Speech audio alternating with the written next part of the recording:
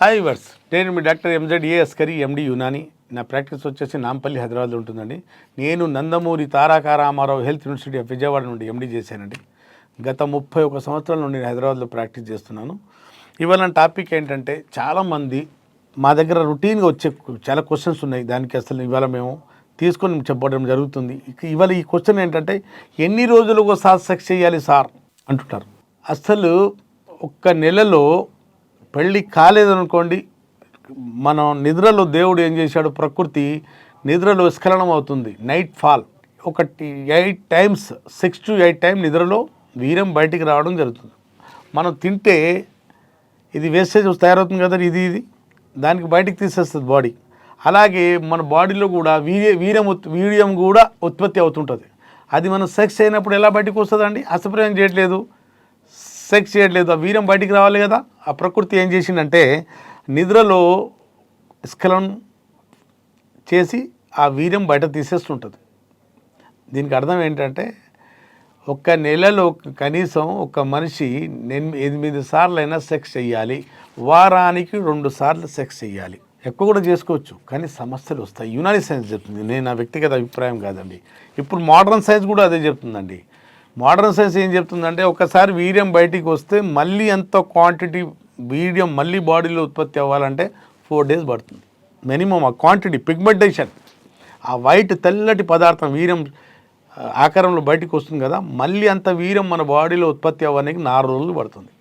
అంటే వారానికి 2 సార్లు సెక్స్ చేసుకుంటే 90 సంవత్సరాల వరకు ఏ అడ్డంకులు లేకుండా, ఏ దోషం లేకుండా సెక్స్ సవ్యంగా సాగుతూనే ఉంటుందండి. అలా కాకుండా మనం పెళ్లి కాకముందు టీనేజ్లో, ఈ మధ్య కాలంలో అయితే వీర్యం వెళ్ళకుండానే, పిల్లలు పెద్ద కాకుండానే, పెద్ద మనుషులు అంటే ఒక బాబుకు వీర్యం వస్తుంది కదా, దానికన్నా ముందు, ఆ వయసు కన్నా ముందే హస్తప్రయోగం చేసుకోవడం మొదలుపెట్టారు యువకులు. చిన్న అప్పుడు 7th 8th 6th నుంచే సమస్యలు వస్తాయి. ఎప్పుడు మనం వారానికి హస్తప్రయోగం చేసుకోకుండా పెళ్ళైన తర్వాత వారానికి 2 సార్లు సెక్స్ చేసుకుంటే మనకు అంగస్తమన సమస్య రాదండి, ఎప్పటికీ రాదు.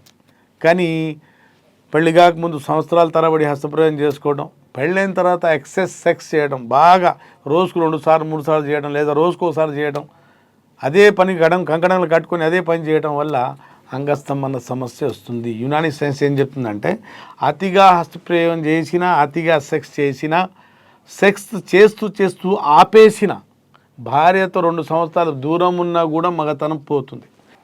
సెక్స్ అంటే ఎక్కువ చేసినా, సెక్స్ చేస్తూ ఆపేసినా కూడా మగతనం పోతుంది, తగ్గిపోతుంది. కాబట్టి సెక్స్ అనేది నార్మల్గా వారానికి 2 సార్లు చేసుకుంటే ఏ సమస్య మీకు రాకుండా ఉంటుంది. అది కూడా నేచురల్ సెక్స్, అంటే ఒక యోనిలో అంగం పెట్టి సెక్స్ చేసుకుంటే ఎట్లాంటి సమస్య రాదు. అలా కాకుండా మనం హస్తంతో ప్రయోగించినప్పుడు హస్తంతో బాగా రాపిడి చేసుకున్నప్పుడు, ప్రకృతికి విరుద్ధంగా వెళ్ళినప్పుడు, ఆ నోట్లో అంటే ఓరల్ సెక్స్ చేసినప్పుడు, లేదా హోమోసెక్స్ చేసినప్పుడు సమస్యలు ఇంకా తీవ్రంగా ఉంటాయి. అంగం ఆకారం పాడైపోతుంది, అంగం సెన్సిటివిటీ పాడైపోతుంది. అంగంలో నిలకడ రాకపోవడానికి కారణం అంటే, రావాల్సినంత బ్లడ్ దీనిలో నిండాలా. మొత్తం ఇది బ్లడ్ ఆర్గన్. ఇంత గేమ్ అంతా ఏంటంటే, బ్లడ్ నిండాక అంగం లేస్తుంది. ఇలా ఈ బ్లడ్ నిండకపోతే, దీనిలో బ్లడ్ రాకపోతే లేవదు అంగం. ఈ బ్లడ్ రావడానికి ఇక్కడ వచ్చే రహదారులు, రక్తనాళాలు బాగుండాలి, క్లియర్గా ఉండాలా, క్లియర్ కట్. ఇలా పంపింగ్ చేసి చక్కగా వెళ్ళిపోవాలి అక్కడ. ఇక దాంట్లో కొవ్వు కూడుకున్నా, దాంట్లో నికోటిన్ కూడుకున్నా, సిగరెట్ వల్ల, జర్దా వల్ల, కిల్లి వల్ల మొత్తం రక్తనాళాలు కుచించుకోపోయినా, హస్తప్రయోగం బాగా కొట్టుకోవడం వల్ల ఇక్కడ రక్తనాళాలు కుచ్చుకుపోయినప్పుడు అంగంలో పూర్తిగా గట్టిగా కాదు, అంగం పూర్తిగా లేవదు. కాబట్టి అంగం ఆకారం బాగుండాలి, అంగం లేవాలి అంటే హస్తప్రయోగం చేయకుండా ఉండి వారానికి 2 సార్లు సెక్స్ చేసుకుంటే ఏ సమస్య రాదు.